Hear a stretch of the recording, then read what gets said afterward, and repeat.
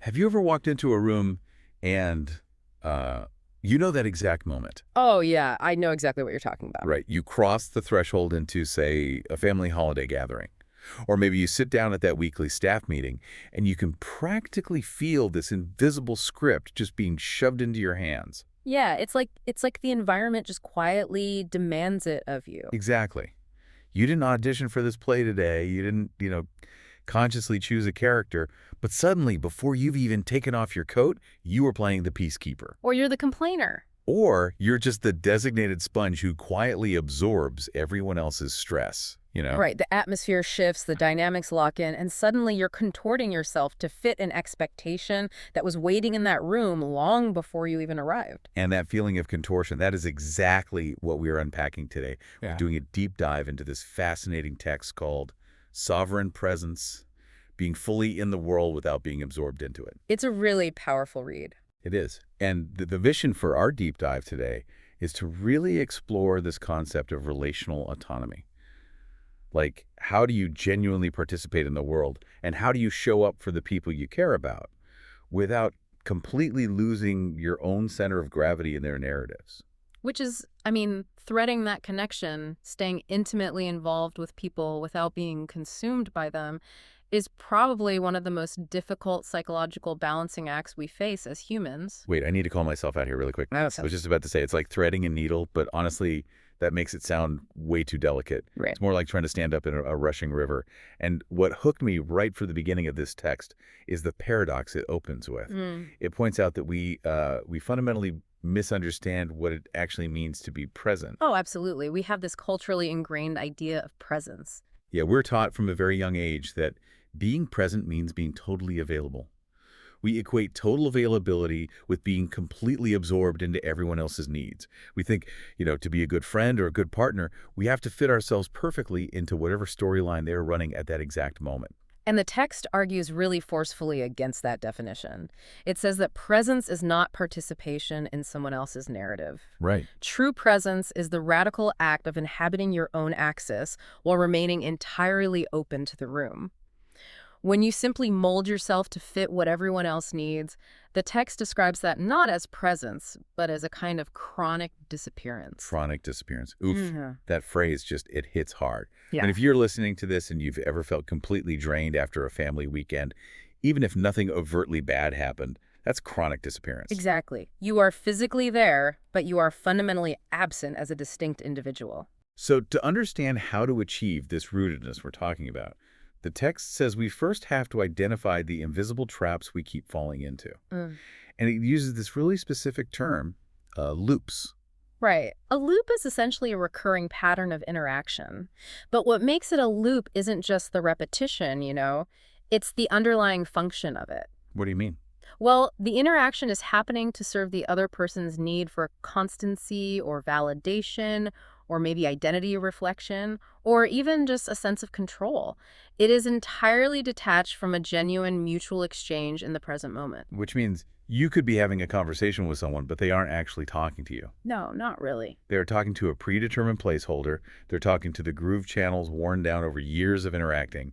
So whenever you enter their orbit, this role is just sitting there waiting for you. And the text notes something really crucial here that kind of challenges our usual perception of toxic dynamics. Loops can actually be incredibly warm. Yeah, this part tripped me up a little. They can feel a lot like love. You find them anchoring really healthy families, good friendships, functional workplaces. Okay, wait, I'm struggling with this part. So let's say I go home for the holidays, right? And my mom immediately starts treating me like I'm still her helpless teenager. Classic example. She makes my favorite soup. She fusses over my laundry. She tells me I look tired. It's a loop. But isn't that just her showing love? Like, why is the text framing that warmth as a trap? I mean, we have a history. She's being sweet. Well, the danger the text is pointing to isn't the warmth itself. The danger is the implicit requirement that you remain static in order to receive it. Oh. The loop demands that you stay exactly where they left you. So in that scenario with the soup and the laundry, the warmth feels really nice, but the unspoken cost of that warmth is a quiet refusal of your personal growth. Wow. It is a structural refusal to acknowledge that your mind or your capabilities or your boundaries have changed over the last, 10 years. The system requires you to remain a helpless kid, purely so the other person can feel comfortable in their established role as the caretaker. I see. So the warmth is basically conditional on me not outgrowing the box they put me in. Precisely. If I say, hey, Mom, I don't want the soup, I'm actually fasting today, or I'll do my own laundry, I break the loop, and suddenly that warmth might just vanish. Or turn into friction, yeah. That makes a terrifying amount of sense. But if these loops actively restrict our growth and keep us playing these outdated characters, why is it so incredibly hard for us to just step out of them? The text answers this by breaking down what it calls the mechanisms of pull. Yeah, and it starts with our biology. The text refers to this as recognition hunger. Recognition hunger. Right. Human beings are fundamentally neurologically wired for connection. We are social primates. So when someone invokes a shared memory or uses a specific tone of voice from your childhood, your nervous system naturally gears up to engage. It's automatic. Totally automatic.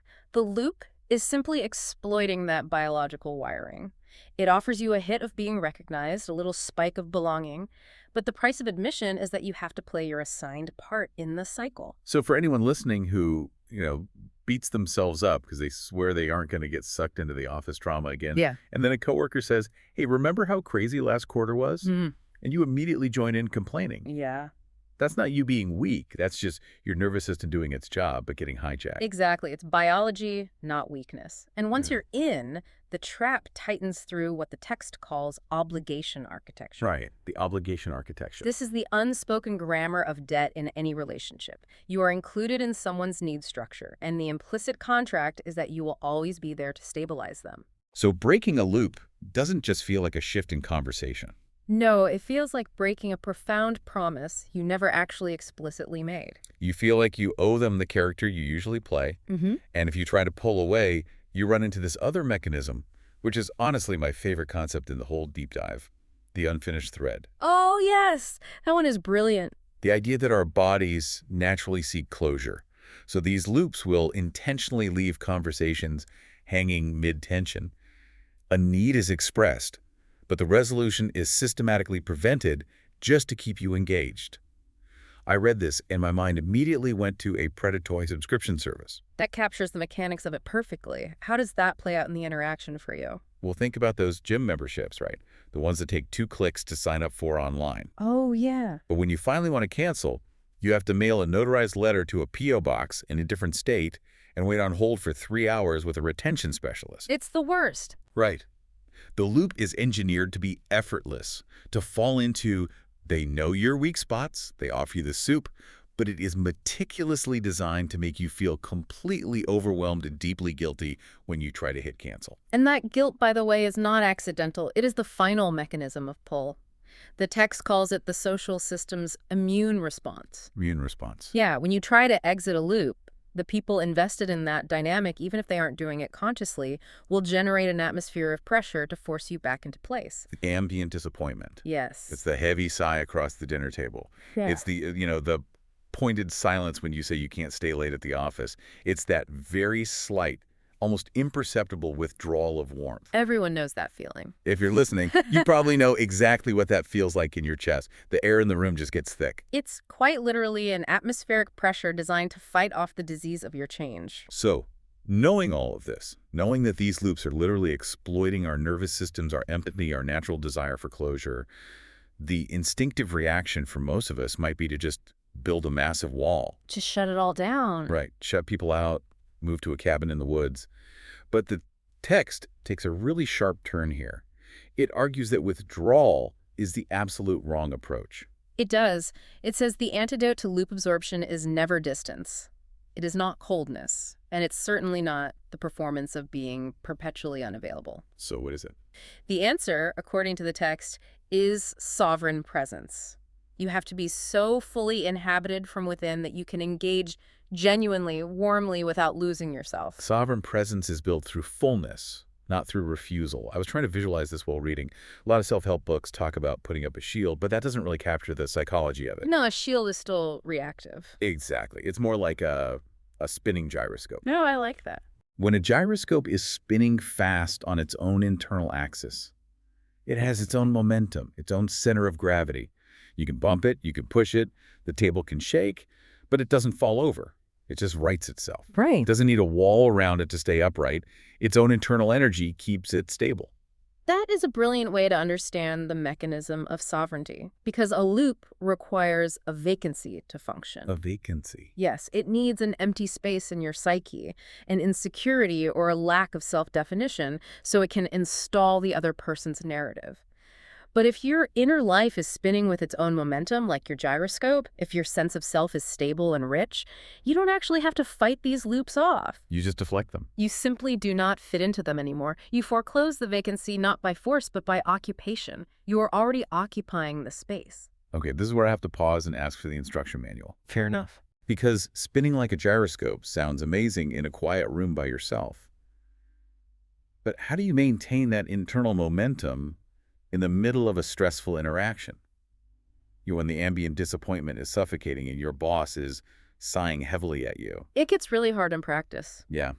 But the text actually shifts here into very concrete, practical dimensions for moving through the world, which I appreciated. It does. It outlines several actionable practices, starting with establishing an interior compass, An interior compass. which means cultivating a real-time awareness of your own state, your energy levels, your current desires, your actual truth before you even enter the room. Before you go in. Right.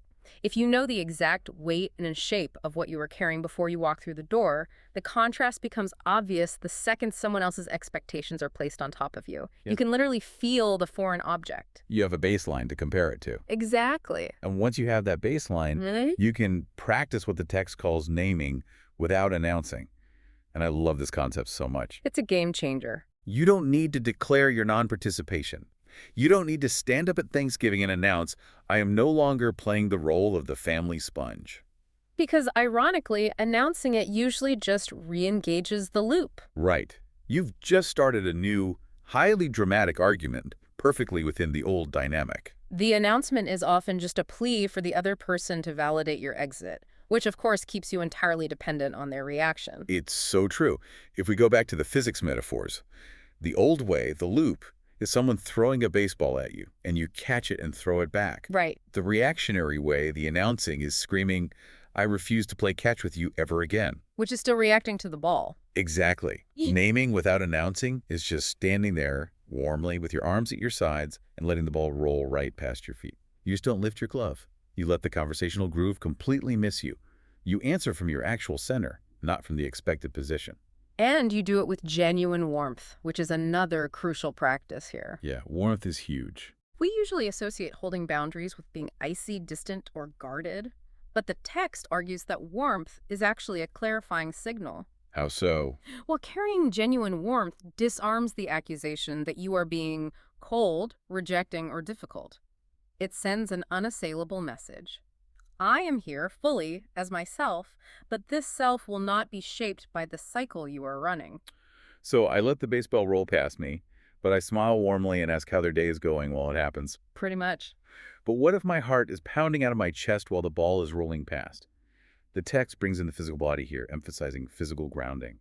Why is the physical body the circuit breaker for psychological manipulation? Because the body is the literal site of the pole. You don't just think about the anxiety of social obligation. You feel it as a tightness in your chest or a flush in your face. Sweaty palms, yeah. Exactly. It's a physiological response. So the nervous system has to be the resource for sovereignty. Returning to your breath, feeling the physical weight of your feet against the floor, locating the felt sense of your own edges. These actions biologically disrupt the fight or flight response that the obligation architecture relies on. So you have to start with the physical. Right. As the text notes, you cannot be looped if you are genuinely anchored inside your own skin. Which leads to the most graceful version of engaging with people, lateral presence. Lateral presence, yes. It means being genuinely beside someone, caring for them, without being beneath their narrative or trapped inside their loop. You are in the world, and your world sometimes includes them, but you are not in their world. You are lateral to it, side by side. You are two distinct entities moving in parallel, rather than one entity dissolving into the gravity of the other. Man, these tools, the interior compass, letting the ball roll past, staying physically grounded, lateral presence, these seem very manageable when we are talking about, say, an acquaintance at a coffee shop. Sure, lower stakes. But the text specifically highlights one environment where these practices face their ultimate, most excruciating test. It brings us to the deepest work of all, our homes, The household is where loops are the most profoundly entrenched. because you're always there. Right. You have shared physical space, deeply repeated daily routines, and constant, unavoidable proximity. The sheer architecture of home life creates the perfect petri dish for pattern reinforcement. And the text points out something that is just so validating for anyone who has ever tried to change while living with other people.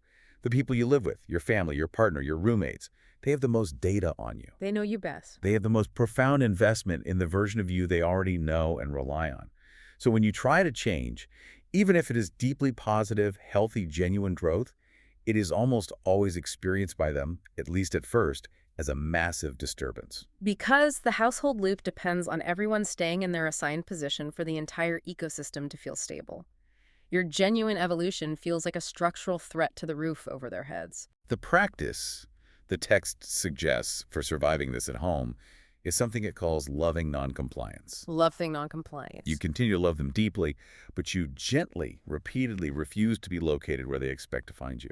You show up as the person you currently are today, not the person the system needs you to be to hold together. Right. But this is where the rubber really meets the road for me. Does true care really mean letting the people you love most be upset and uncomfortable with your growth? The text insists that it does. We constantly confuse care with accommodation. We think softening our edges to make someone else comfortable is love. Right. But the text challenges us to distinguish between genuine attempts at inclusion, which are driven by a desire for real connection and capture, where someone's inclusion of you is strictly contingent on you not exceeding their limited, outdated idea of you. If my belonging requires me to stay small, it's not care, it's capture. Exactly. Refusing to maintain a comforting fiction for the sake of the household's collective ease is, in the long run, the most honest and sustainable form of love. You are finally offering them a relationship with a real, evolving human being, rather than a ghost quietly playing a familiar role. So for everyone listening, how do we weave this into our actual lives? Relational autonomy isn't a destination. You don't just achieve sovereign presence on a Tuesday morning and then you're suddenly immune to family dynamics forever. Oh, definitely not. It's a continuous choice. It's a daily, sometimes minute-by-minute posture. The loops will always exist. They are the scaffolding of human interaction. But your internal gyroscope can become reliable enough and heavy enough that those loops no longer reorganize your internal state. You can witness them without being drawn into them. The text leaves us with this absolutely beautiful closing imagery. It says that to be fully in the world is to move through these loops the way water moves through a rocky landscape. I love this metaphor. It takes the shape of its own nature, it is intimately responsive to what is real in the terrain, but it emerges entirely undeformed by the shape of the rocks it passed over. It is undeformed by what is merely expected. To remain undeformed by expectation while staying entirely connected to the environment. That is the essence of true sovereignty. So the next time you walk into a room, whether it's logging into a messy family video call, or stepping into a tense performance review, or just walking through your own front door at the end of a long day, try to notice the exact moment that familiar role is silently offered to you. You feel it. You will feel it in your body, the ambient pressure, the unspoken expectation, the sheer weight of the script. And ask yourself, what would happen if, just once today, you responded with total, genuine warmth, but simply refused to pick up the script?